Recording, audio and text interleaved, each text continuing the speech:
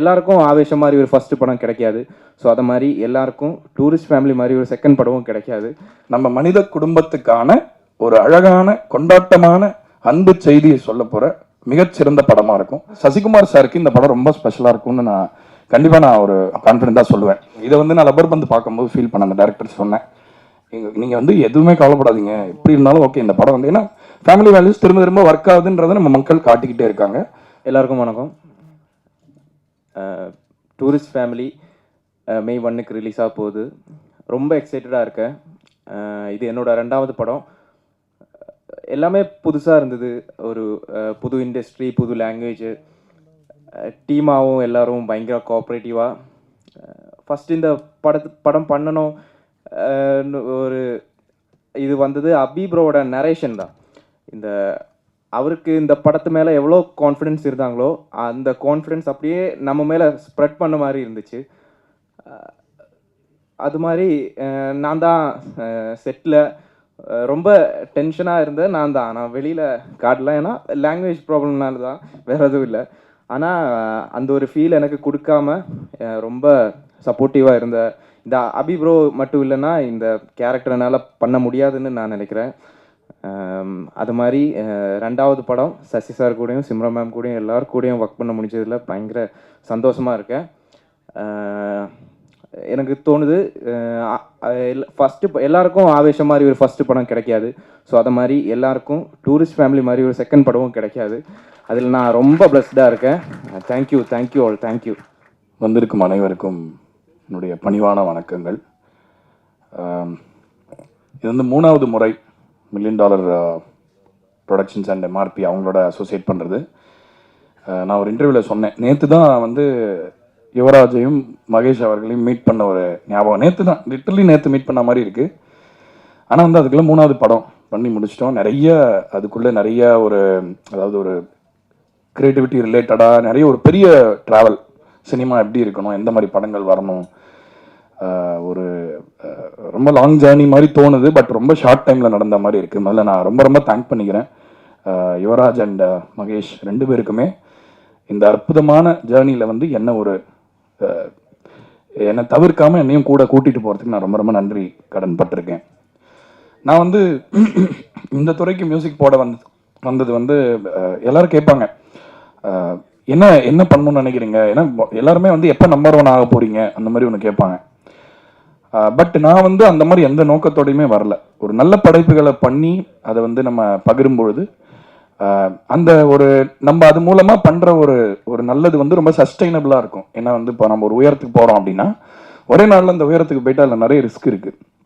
ஏன்னா நம்ம திடீர்னு ஒரு உயரத்தில் தூக்கி வச்சிடுறாங்க. அதுக்கப்புறம் அந்த உயரத்தை வச்சுக்கிட்டு என்ன பண்ணுறது அப்படிங்கிறதுக்கு 10,000 பேர் 10,000 விஷயம் சொல்லுவாங்க. ஆனால் அந்த நோக்கமே நம்மளுக்கு கிளியராக இருக்காது. ஏன்னா அதுக்கப்புறமா நம்ம போன அந்த உயரத்தை அதை காப்பாற்றுறதுக்கே நம்மளுடைய வாழ்க்கை சரியாக போயிடுது. அதில் நம்ம பண்ணுறது சரியா, இசை சமூகத்தில் என்ன செய்யணும், ஜனங்களுக்கு எப்படி பயன்படணும், இந்த மாதிரி விஷயங்கள்லாம் நம்ம யோசிக்கிறது இல்லை.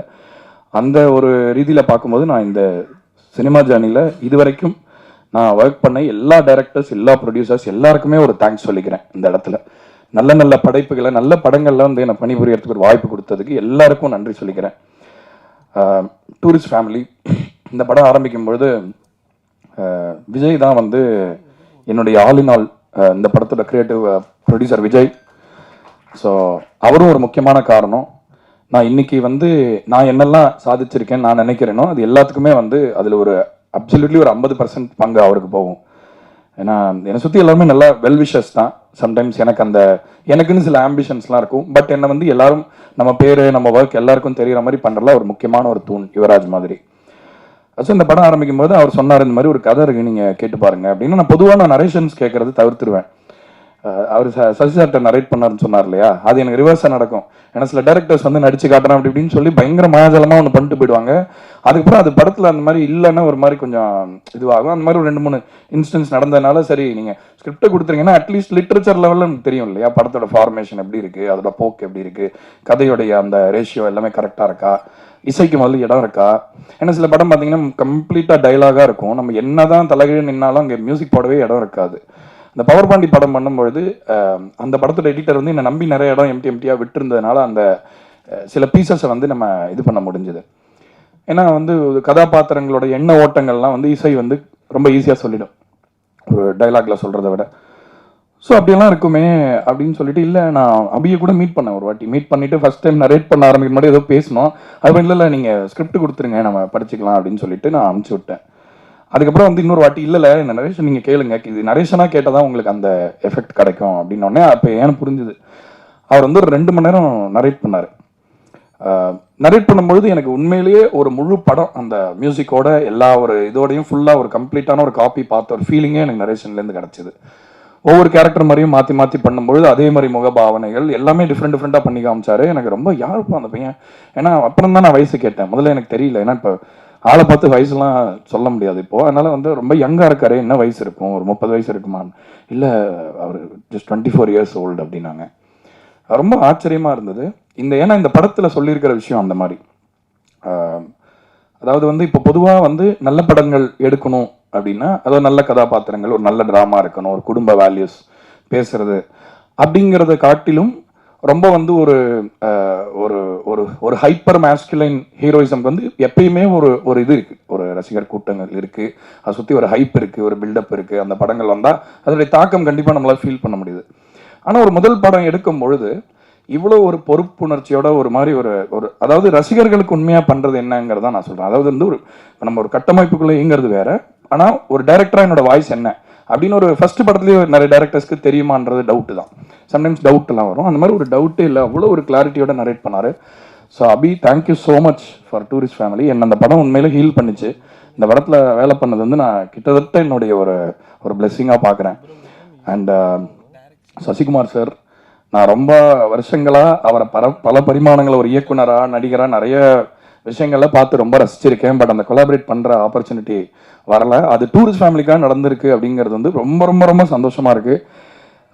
மோகன்ராஜன் ஐயா வந்து ஆக்சுவலாக நீங்கள் அந்த ஈசன் படத்தில் அந்த வாய்ப்பு கொடுத்துருக்கலன்னா இன்னைக்கு நாங்கள் இந்த பாட்டெல்லாம் பண்ணியிருப்போமான்னு தெரியல. அதனால கண்டிப்பாக அதில் உங்களுக்கு ஒரு பெரிய பங்கு இருக்கு எனக்கு அவர் கிடைச்சதில்.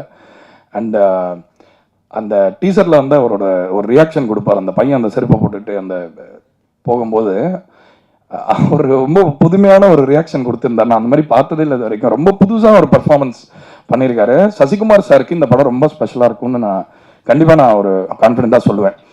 ஏன்னா ஐ திங்க் சில பேர் வந்து நம்ம என்னன்னா இப்போ ஒரு அசெட்ஸ் நம்ம கிட்ட இருக்கும்போது அவங்க ஏன்னா இப்போ அவர் ஏற்கனவே பண்ண சில படங்கள் பார்த்து அதே மாதிரி கதைகள்லாம் சம்டைம்ஸ் போகும். இப்போ நம்மளுமே வந்து இப்போ $1 மில்லியன் பண்ணும்போது நம்ம ஒரு மாதிரி அந்த ஒரு டைமென்ஷனை மாற்ற ட்ரை பண்ணுறோம்.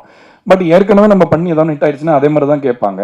அந்த மாதிரி பார்த்தபோது எனக்கு அப்படியே ஒரு டிஃப்ரெண்டாக, ஏன்னா படத்தை முதல்ல பார்த்த ஒரு ரசிகன்ற முறையில் நான் ரொம்ப பிரமிச்சேன். ஆக்சுவலாக சார் உங்கள் பர்ஃபார்மன்ஸ் ரொம்ப என்ஜாய் பண்ணேன். உங்களுக்கு கண்டிப்பாக ஒரு பெரிய ஒரு ஸ்பெஷல் படமாக எல்லா ரீதியிலுமே இருக்குன்றதை நான் நம்புகிறேன் சார். அதே மாதிரி நான் உடல் தான் என்னோட உயிர் அங்கே உட்காந்துருக்கு கருப்பு சட்டை போட்டுக்கிட்டு மோகன்ராஜன். அவருடைய தமிழ் வந்து இந்த காலத்து இளைஞர்களுக்கு வந்து ரொம்ப ஒரு அவசியமான ஒரு விஷயம் அவர் பண்ணிட்டு இருக்காருன்னு நினைக்கிறேன். ஏன்னா வந்து புதுமைன்னு நம்ம என்ன பண்ணுவோம்னா ஆப்போசிட்டாக ஏதோ பண்ணுறதுன்னு நினச்சிட்டு இருக்கோம். புதுமைன்றது ஒரு தொடர்ச்சி தானே இல்லையா? ஏன்னா இப்போ ஏதாவது ரொம்ப இப்போ முகை மழைன்னு சொன்னார்ல, அந்த மாதிரி இப்போ ஏதாவது சொன்னால் முகை மழையா ரொம்ப வைபா இல்லையா ப்ரோ அப்படி இப்படின்னு வானுங்க. நான் என்ன கேட்குறேன்னா தமிழ் இண்டஸ்ட்ரியில் படம் பண்ணி ஒரு அழகான தமிழ் வார்த்தை எழுதுறதுக்கு கூட இங்கே இடம் இல்லையா என்ன?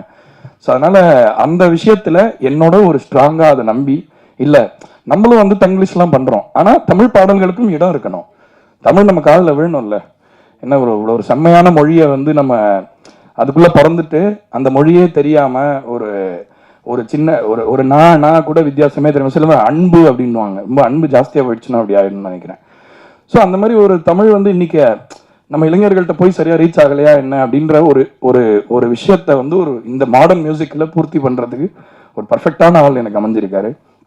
யுவராஜ்க்கும் நன்றி சொன்னேன். ஏன்னா குட் நைட் பண்ணும்பொழுது நான் எல்லா பாட்டுமே அவர் எழுதிட்டோன்னு சொன்னேன். ஏன்னா நான் வந்து அவரை ரசிக்க ஆரம்பிச்சிட்டேன். ஆக்சுவலாக 1947 முடிச்சுட்டு ஒரு செம்மையா ஒரு பீஸ் மாற்றிருக்கு, இதை விட்டுறக்கூடாது அப்படின்னு ஒரு இது. அதுக்கப்புறம் அது தொடர்றது வந்து அவ்வளோ சந்தோஷமா இருக்கு. மோகன்ராஜன் மீட் பண்ணணும்னாலே நம்மளுக்கு இந்த ஒர்க் அப்படின்றதே தூக்கி நான் மைண்டில் போட்டு அப்படியே வெளியே போட்டுருவேன். போனால் நான் அபி மோகன் ஐயா உட்காருவோம். உட்காந்துட்டு யாராவது சிசிடிவி கேமரா வச்சு ப்ரொடியூசர்லாம் பார்த்தாங்கன்னா தெரியும், ஐயோ இவனுங்க அதை நம்பியா விட்டுருக்கோம் அதெல்லாம் அப்படின்னு. ஸோ அவ்வளோ ஒரு மகிழ்ச்சியாக இருக்கும். ஏன்னா வந்து ஆர்ட் வந்து ஒரு மகிழ்ச்சியை வந்து நம்ம ஒரு மகிழ்ச்சி தான் மகிழ்ச்சியை கொடுக்க முடியும். சில பேர் ஜாலியாக பாட்டு பண்ணணும்னு சொல்லிட்டு அப்படியே பதட்டத்திலே உட்காந்துருப்பாங்க. அது எப்படி சந்தோஷத்தை கொடுக்க முடியும் அந்த மாதிரி ஒரு பாட்டு? ஸோ நம்ம மகிழ்ச்சியை தான் நம்ம கடத்த முடியும். அண்ட் கலைன்றது நம்மளோட பர்சனல் அப்சர்வேஷன் தான். அந்த மாதிரி 3 பேர் சேர்ந்து அந்த அப்சர்வேஷன் அது சேரும்போது வந்து அது ஒரு ரொம்ப அருமையான படைப்புகள் கிடைக்கும். அண்ட் நடித்த எல்லாருமே, சிம்ரன் மேம், இவர் மிதுன் அவ்வளோ அருமையாக பண்ணியிருக்காரு. நான் சிலலாம் சொல்லக்கூடாது, அவ்வளோ ஒரு எக்ஸ்ட்ராடினரியான ஒரு சீன் இருக்குது, ஒரு 15 நிமிஷம் சீன். ஒருத்தர் இவங்கெல்லாம் அவங்களும் போட்டி போட்டு நடிச்சிருப்பாங்க. அந்த சீன் தான் எனக்கு ரொம்ப ஃபேவரட்டான ஒரு சீன். ஒரு பெரிய சீன் ஒன்று வரும் படத்தில், நீங்கள் தேட்டரில் ரொம்ப என்ஜாய் பண்ணுவீங்க. அதே மாதிரி நிறைய இயக்குனர்கள் இப்போ பார்த்துட்டு சொன்னாங்க, எல்லாரும் பர்ஃபார்ம் பண்ணாங்க ஒவ்வொருத்தரும். சிம்ரன் மேம், இவர், அந்த குட்டி பையன் கமலேஷ், அவன் என்ன பாடுனா பாடுறான், ஆடுனா ஆடுறான், குதினா குதிச்சிருவான் போல இருக்கு. அவ்வளோ ஒரு துடிப்பான ஒரு ஒரு ஒரு குழந்தையா இருக்கான் அவன்.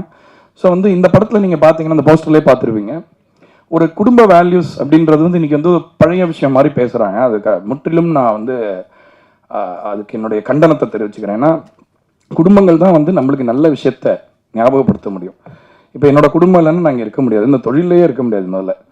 ஸோ நிறைய பேர் சொல்லுவாங்க குடும்பம் தானே தடுக்குது இதெல்லாம் அப்படின்னா. உண்மையிலேயே உங்கள் மேலே அன்பு வச்சுக்கிறவங்க எப்படியாவது உங்களை அதாவது நீங்கள் தப்பு பண்ணுறீங்கன்னா முதல்ல அவங்க தான் உங்களை கேள்வி கேட்பாங்க, ஏன் தப்பு பண்ணுற அப்படின்னு. அப்போ உங்களுக்கு வந்து நல்ல நல்ல விஷயங்கள்லாம் சொல்லி சோப் அடிக்க மாட்டாங்க. அதே நேரத்தில் நீங்கள் உங்கள் வீழ்ச்சி அடையும் பொழுது நீங்களே ஓகே நான் விழுந்துட்டேன் அப்படின்னு நினைக்கும் போது உங்களை பிடிச்சி தூக்கி இப்படி நிறுத்துவாங்க. அதுதான் குடும்பம்ங்கிறது.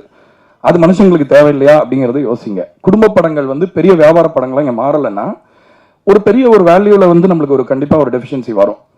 இப்போ ஜென்சி பசங்களாம் அப்படி இருக்காங்க, அப்படி பேசுகிறாங்க, என்ன ப்ரோ புரியல கிரியலன்றீங்களா? ஏன்னா சினிமாவோட தாக்கம் வந்து கண்டிப்பாக அதில் இருக்குது. அதனால் அந்த ஃபேமிலி வேல்யூஸை சினிமாலேருந்து கம்ப்ளீட்டாக அழிக்கிறது அது வேணான்னு சொல்கிறது வந்து நம்ம ஒரு இண்டஸ்ட்ரியை நம்ம அதை வந்து கண்டிப்பாக நம்ம வச்சுக்கணும். ஸோ அந்த ஒரு ரீசனுக்காக டூரிஸ்ட் ஃபேமிலி வந்து எனக்கு ரொம்ப ரொம்ப ரொம்ப பர்சனலி ரொம்ப நான் ஜெயிக்கணும்னு நான் வேண்டிக்கிறேன். அந்த மாதிரி ஒரு விஷயம் நான் இன்வெஸ்ட் பண்ணியிருக்கேன் அந்த படத்தில். ரெண்டாவது விஷயம் வந்து இந்த அதாவது ஒரு இப்போ தமிழில் படம் பண்ணுறோம், இப்போ பேன் இண்டியாலாம் சொல்கிறாங்கல்ல, எல்லா மொழியிலையும் படம் பண்ணுறாங்க. கொரியன் படம்லாம் நம்ம பார்க்குறோம். எந்த மாதிரி கொரியன் படத்தை பார்க்குறோன்னு யோசிச்சு பாருங்க.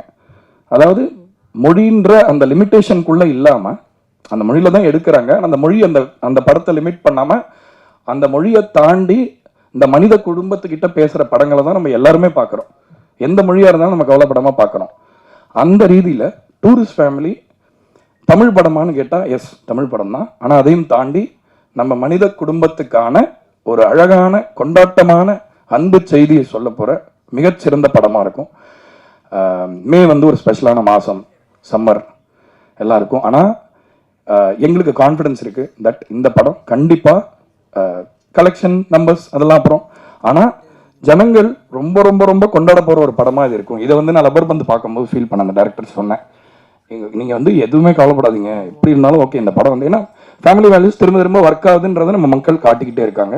அதனால இது இண்டஸ்ட்ரி இம்ப்ரெஸ் பண்ணணும்னோ இந்த மார்க்கெட்டில் நம்பர் 1 நம்பர் 2ன்னு சொல்லணும்னோ எடுத்த படம் இல்லை. ரசிகர்களை மகிழ்விக்க, அவங்கள நெகிழ வச்சு, அவங்கள சிரிக்க வச்சு, சந்தோஷப்படுத்தி நல்ல விஷயங்களை கடத்துறதுக்கான படமாக தான், அந்த முயற்சியாக தான் இந்த டூரிஸ்ட் ஃபேமிலி அமைஞ்சிருக்கு. ஸோ நீங்கள் தான் இந்த மாதிரி படங்களுக்கு எப்பயுமே ஒரு வாய்ஸ் இல்லாதவங்களுக்கு வாய்ஸாக எப்பயுமே இருக்கீங்க. அதனால் தமிழ் மீடியா வந்து அந்த விதத்தில் வந்து ரொம்ப ரொம்ப ரொம்ப ரொம்ப பெரிய ஒரு மரியாதையும் ஒரு நன்றி கடனும் எனக்கு இருக்குது. அதே விஷயத்தை இந்த படத்துக்கும் நீங்கள் செய்யணும். இந்த படத்தில் ஒர்க் பண்ண மியூசிக்கில் பாடிய பாடகர்கள் பற்றி கண்டிப்பாக சொல்லணும். எஸ்பி சரண் சார் ஒரு பாட்டு பாடியிருக்காரு, விஜய் யேசுதாஸ், யுவன் சார் ஒரு பாட்டு பாடியிருக்காரு. ரொம்ப முக்கியமான ஒரு பாட்டு படத்தில் ரொம்ப நல்லா வந்திருக்கு. நான் ரொம்ப விரும்புகிற SPB sir, Ilaiyaraaja sir and Yesudas sir, அவங்க 3 பேரோட பசங்களும் அப்படியே பாடியிருக்காங்க இந்த படத்தில். அது பெரிய பிளெஸ்ஸிங்காக நினைக்கிறேன். ரொம்ப லவ் பண்ணி இந்த படத்தை பண்ணியிருக்கோம். இந்த படத்தை முடிஞ்ச வரைக்கும் பெரிய வியாபார ரீதியான வெற்றி கிடைக்கும் அப்படின்னு நான் நம்புகிறேன். நீங்கள் பார்த்துட்டு அதுக்கு தகுதியான படமாக இருந்தால் இந்த நம்பர் கேம், இந்த நம்பரில் இருக்கிற லாஜிக், இது இவ்வளோ தான் கலெக்ட் பண்ணணும், அதை அவ்வளோ தான் கலெக்ட் பண்ணுன்றதெல்லாம் உடச்சி ஒரு புது சரித்திரம் நாங்கள் படைக்கிறதுக்கு நீங்கள் உறுதுணையாக இருக்கணும்னு கேட்டுக்கிட்டு நன்றி சொல்லிக்கிறேன். வணக்கம்.